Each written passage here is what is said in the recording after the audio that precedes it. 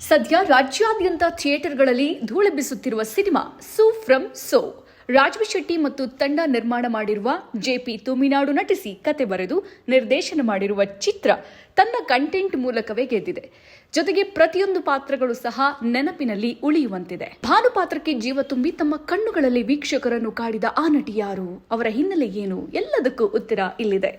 ಭಾನು ಪಾತ್ರದ ಮೂಲಕ ಜನರ ಮನಸ್ಸು ಗೆದ್ದ ನಟಿ ಸಂಧ್ಯಾ ಅರಕೆರೆ. ಇವರು ರಂಗಭೂಮಿ ಕಲಾವಿದರು ಹೌದು. ಮಂಡ್ಯ ಜಿಲ್ಲೆಯ ಶ್ರೀರಂಗಪಟ್ಟಣದ ಅರಕೆರೆಯವರು ಸಂಧ್ಯಾ. ಓದು ಮಂಡ್ಯ, ಮೈಸೂರಿನಲ್ಲಾಯಿತು. ಬಳಿಕ ನಿನಾಸಂ ಸೇರಿ ಅಲ್ಲಿ ನಟನೆಯನ್ನ ಕಲಿತು ಥಿಯೇಟರ್ನಲ್ಲಿ ಎಂಎ ಮಾಡಲು ಬೆಂಗಳೂರಿಗೆ ಬಂದ ಸಂಧ್ಯಾಗೆ ಸಾಲು ಸಾಲು ಸಿನಿಮಾಗಳಲ್ಲಿ ಅವಕಾಶ ಸಿಕ್ಕವು. ಸೂ ಫ್ರಮ್ ಸೋ ಸಿನಿಮಾದಲ್ಲಿ ಪೂರ್ತಿಯಾಗಿ ಮಂಗಳೂರಿಗರೇ ಇದ್ದಾರೆ.